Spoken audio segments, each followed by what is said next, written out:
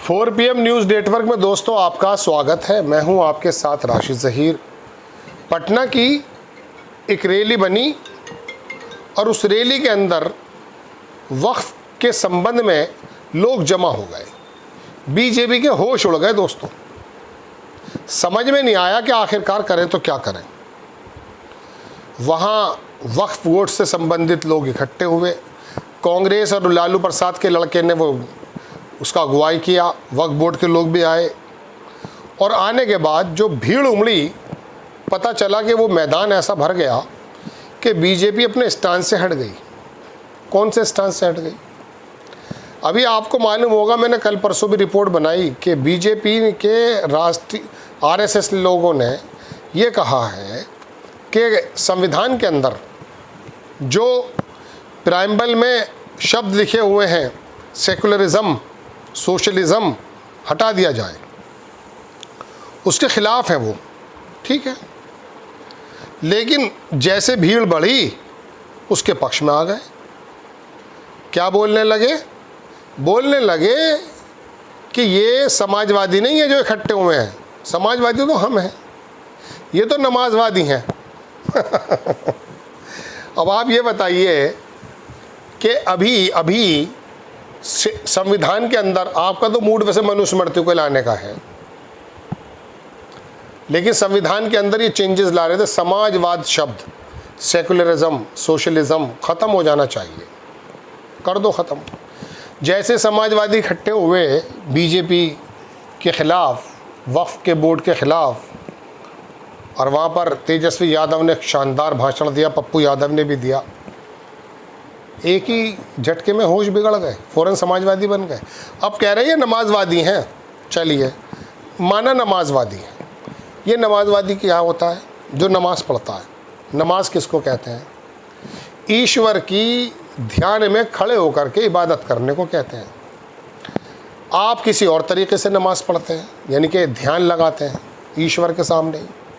आंखें बंद करके सारी इंद्रियों पे कंट्रोल करने वाले को ही जिनेंद्र कहते हैं, नरेंद्र कहते हैं, पता नहीं क्या क्या कहते हैं। यानी कि आप कंट्रोल करते हैं अपने ऊपर और ध्यान लगा लेते हैं ईश्वर में, गोया कि आप नमाज़ पढ़ रहे हैं, इबादत कर रहे हैं। अब ये वक्फ बोर्ड के चक्कर में खड़े हैं। जिस ज़मीन पर आपका मूड है, आपने क्या नमाजवादी है ये काफ़ी है आज के टाइम में। मैं आपको एक उत्तर प्रदेश के एक शहर की बात करता हूँ। इस बार के लोकसभा इलेक्शन से पहले 2019 का इलेक्शन था। मौजूदा उस शहर के अंदर जो विधायक था वो 3 बार जीत चुका था या तीसरी बार जीता था। इस बार तो उसको टिकट नहीं दिया था। तो उसके ख़िलाफ़ बहुत थे लोग, एंटी इनकम्बेंसी भी होती है, मैं देख रहा था। लेकिन उसके समकक्ष उस समय मायावती और कांग्रेस का दोनों का कांग्रेस उसका मायावती और समाजवादी पार्टी का आपस में विलय था, ठीक है ना। उसका एक कैंडिडेट, एक दाढ़ी वाला आ गया। जैसे उस कैंडिडेट की, बड़ा भारी कैंडिडेट, विधायक और मंत्री भी रहा, बड़ा शानदार व्यक्ति, अपनी जगह पे पकड़ बनाने वाला, उसी वक्त मैंने ये कह दिया कि ये जो टिकट मिला है इस आदमी को, अब ये जीतेगा नहीं, भाजपा जीत जाएगी। चूँकि जितनी एंटी इनकम्बेंसी भाजपा के कैंडिडेट के ख़िलाफ़ थी, दाढ़ी वाले के साथ आते के साथ ही सब लोग इल्ज़ाम बंद हो गए। अरे ये तो आतंकवादी है, ये तो ISIS का है। सब भूल गए कि ये आदमी हमारे ऊपर तीसरी बार आ जाएगा तो मामला ख़राब हो जाएगा। तो ये तो टेंडेंसी बन गई है। आप जाति देख करके, धर्म देख करके जब वोट देने लगे, तो फिर ये लोग भी अपनी जाति धर्म को देख के वोट टिकट देने लगे। इनका क्या कसूर है? अब ये जो इकट्ठे हुए हैं वहाँ पटना में, ये ज़्यादातर इनका जो मकसद था वो मुस्लिमों का जो वक्फ बोर्ड है उसके संबंध में था। और बाकी चुनाव की तो बात होती है हर जगह, वो तो आप जानते ही हैं। तो ऐसे समय में समाजवादी वाले मुद्दे पर कूद कर आ गए ये लोग। अरे तुम तो मनुस्मृति के दीवाने हो भाई।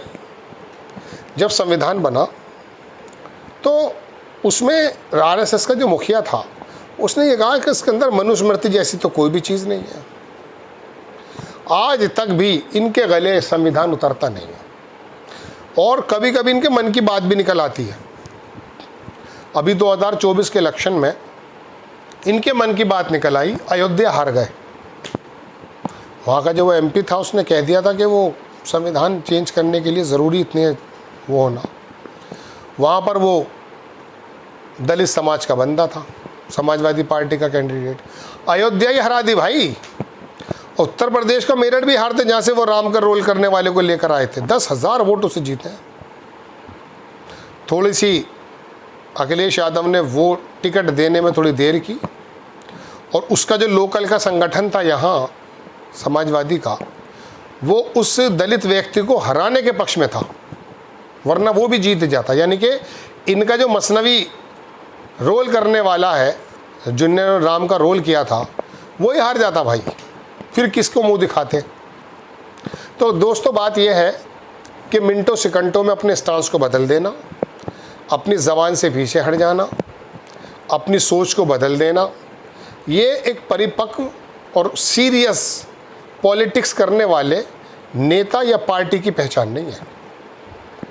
आप कोई मुंह से बात निकालें, कोई सीरियस पॉलिटिक्स के अंदर कुछ शानदार नीति लेकर आए, बहुत गहन विचार करके लेकर आया जाता है।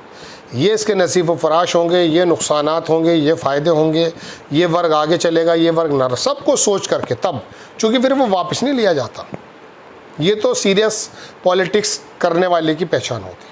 लेकिन जब छिचोरों की सरकार आ गई है तो मिनटों में मस्जिद में बैठ जाएंगे, मिनटों में मंदिर में बैठ जाएंगे, उसमें क्या दिक्कत है। लेकिन बहरहाल अब इनको सबको नमाजवादी बता रहे हैं और कह रहे हैं समाजवादी तो हम हैं। चलिए आप समाजवादी हैं, बहुत अच्छी बात है। अब RSS से कहिए, होश बोले से, कि वो जो आपने कहा था, और जगदीप धनखड़ और ये बाकी लोग भी दरअसल ऊपर नीचे दिखते हैं समाजवाद के बारे में, इनसे भी कहोगे नई तरह बिहार का इलेक्शन है, पलटने में तो हमें महारत हासिल है, पलट जाएंगे, बंगाल के इलेक्शन में पलट जाएंगे। अभी यहाँ समाजवादी लोग ज़्यादा हैं। ये बिहार की धरती समाजवाद की जननी है, यहीं से JP ने आंदोलन वो निकाला था।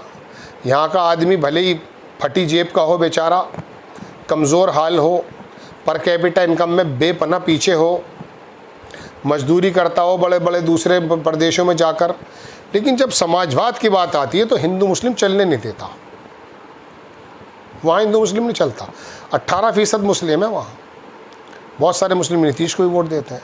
अब नीतीश कुमार की एक विडंबना या मजबूरी यह है कि खुलेआम हिंदू मुसलमान का भी अगर वो खेलने लगी है BJP, वो रोक नहीं सकते उसे, हाथ कटा बैठे हैं, अब क्या कर सकते हैं। तो दोस्तों एक ही सेकंड में स्टांस चेंज हो गया। बिहार में BJP समाजवादी बन गई, चूँकि सामने नमाजवादी आ गए थे अकॉर्डिंग टू देम। आपको खबर अगर अच्छी लगती है, बराए करम चैनल को सब्सक्राइब करें, शेयर करें। नेक्स्ट टाइम मैं किसी खबर के साथ हाजिर होता हूँ। जय हिंद।